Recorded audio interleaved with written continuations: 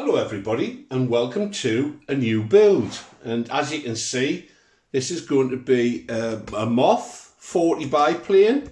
It's actually going to be the Cirrus Moth, and this particular design is by David Boddington. It's described as a sports scale, which I'm looking forward to building. I've just completed the build of this model, the Keelcraft Lady Bird, which was a gift from a fellow club member from his father's collection. In fact, if I swivel round, it's sitting over there. It's just had its final coat of fuel proof and it's drying out, and it's all ready to do a maiden when Roy returns from his holiday break. So, a little bit of background on this. I picked this up from an auction site a few months back because I spotted it, and I'm a sucker for biplanes basically. It was local to me and it was at a giveaway price. I think I paid £50 for it. It was a chap who was leaving the hobby. He'd gone into other RC modelling, crawler trucks as it happens. I even threw in 2 gallons of glow fuel for £50. Now the kit retails for £230 or £225, so it was a real bargain, and who doesn't love a bargain? As you've probably spotted when I panned round there, he'd already started or made the 4 wing panels. Now normally I'm a little bit nervous of taking on a build when somebody's already started it, but when I picked these up and looked at them, it was clear that he was an experienced modeller and he'd actually done a very good job of it. So I wasn't worried about that, although I enjoyed the build myself. I wasn't worried that there was going to be a problem with these wings. He hasn't joined them, he hasn't put the dihedral bracing in.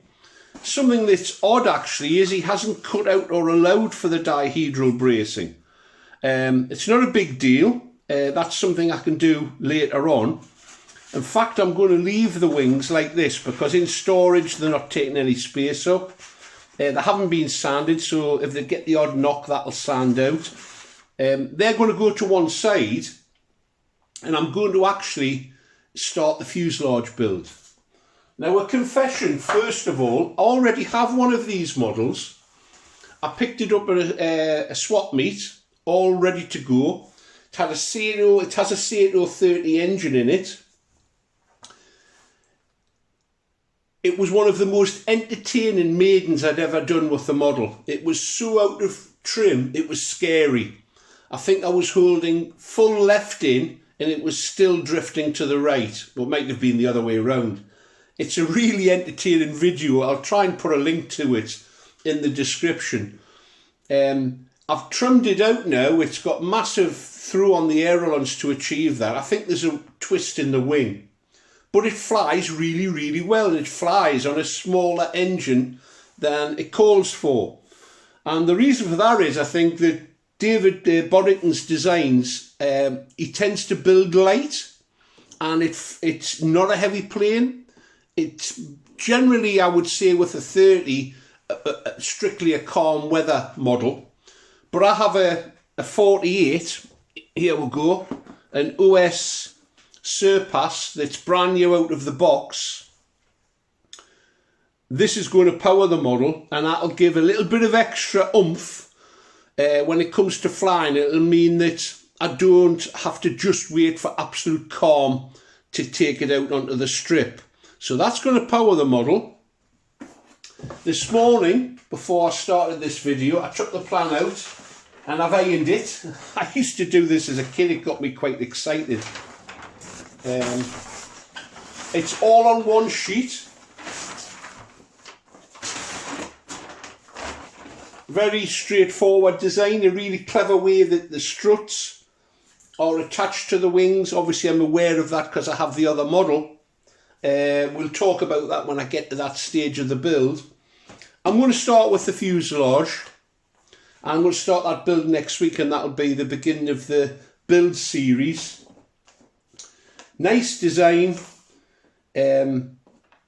Somebody asked me from the photograph I put on the community tab something about the model. I'm not sure whether he was referring to the model itself or the original design. Well, David Boddington's got a reputation, bar none, for scale modelling. He's produced a lot of models which were used in movies. He was also involved in a prolific modeller regarding scale flying models. And they've all got a good reputation. So that's all I can really say about David Boddington. The Cirrus Moth, it was a variant of the Moth which was designed in 1925. Each version had a different engine design, so the cowl was slightly different. This particular one has a simplified version of the cowling which was used in the Cirrus, with the Cirrus engine. It was also the aircraft that Amy Johnson bought second hand and did a not a non-stop, but did a 19-day flight from England to Australia with a modified Moth. I believe this front cockpit might have gone and a fuel tank was added. The silencer disappeared, or the exhaust disappeared, and a spare prop was strapped down the side. These were so common as an aircraft that I believe you could buy them from a department store, Selfridges, it may have been, for a few £100. So that's the build. Let's have a look at the kit. Of course, I've had a peek and I've had a look, and I'm pleased with what I saw. I had a look before I purchased the model.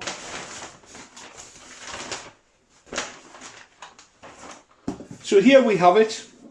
It's pre-cut parts in balsa and ply. They've actually been laser cut. Pre-bent undercarriage and cabane struts. That's a big improvement on some of the vintage designs I've been working with, where the parts for the undercarriage and the parts for cabanes, etc., are simply bits of wire in the box that you have to bend. Plans, instructions, which are actually very detailed. They're over here. Very impressed with them. So they'll be handy to look at, although the plan itself is fairly self-explanatory. Moulded cowling, which I'll show you, hardware pack, and it's designed for motors between 40 and 60 4-stroke, 30 to 42 stroke, which would be sacrilege in my view. It is actually it can be modified for electric for people that prefer that. I just happen to like glow engines in scale biplanes, or even sports scale biplanes. So here we go, let's have a look. Bubble wrapped. First thing that strikes you, of course, is the canopy. It's in heavyweight styrene that's been vacuum formed. It comes in two parts which need to be spliced together. I'll do a separate video on how you do that.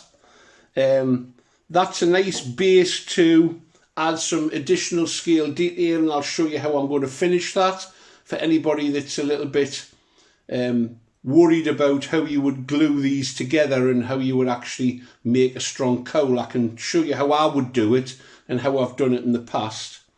So that makes it basically the Cirrus Moth. The wheels I've taken from a different model. They're not strictly the design, but they'll do because there were so many variants out there.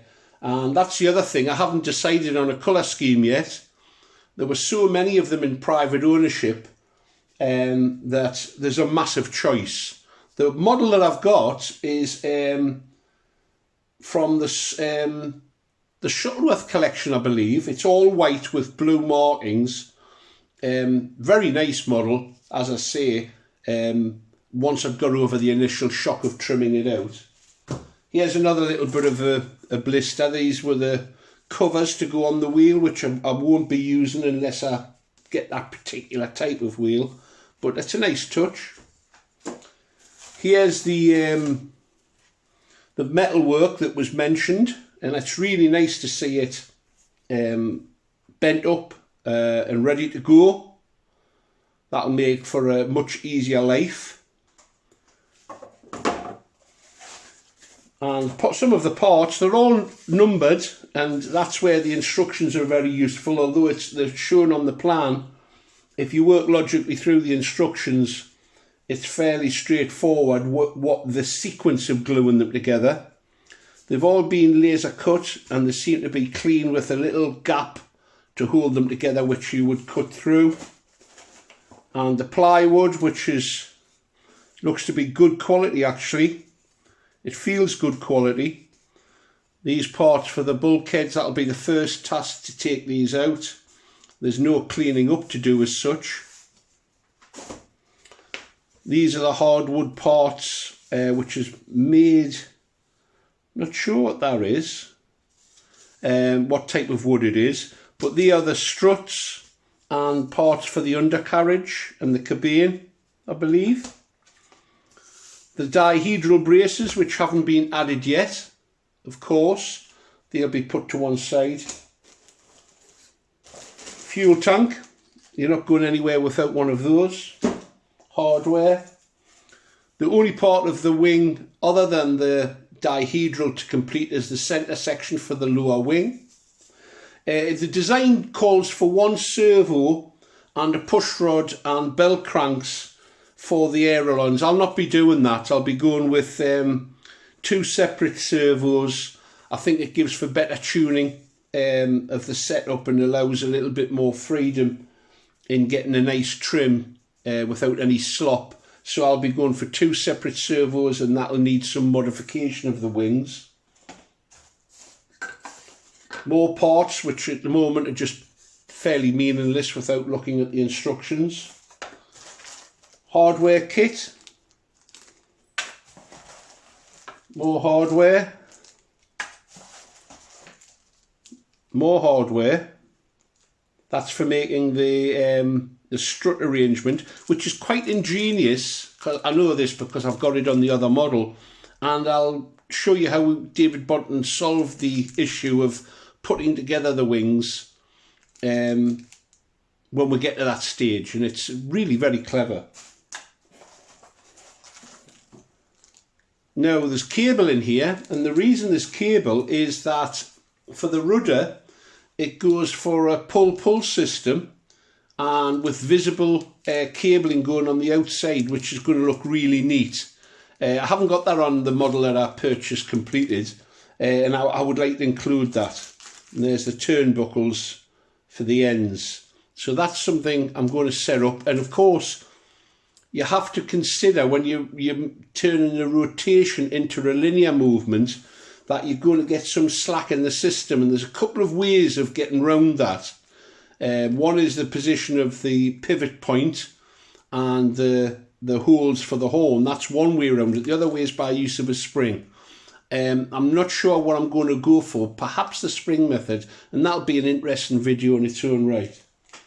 But it's a very nice looking kit. I'm looking forward to really making it, so I'm going to start cutting it out over this bank holiday weekend, I believe. That's the plan. And then the next video will be looking at the parts and starting the fuselage sides. I think that's the way I'll go, and I'll discuss with you any ideas that I have, any modifications I'm going to make. I had sort of said to myself, don't go crazy adding extra scale detail with this, but I will be adding some. I can't resist it. I think I might, just for devilment and for giggles, I think I might do a scale cockpit area on the model, because that's very visible. It's something I've sort of half played with but haven't gone to town on, and I think it would be nice on this model.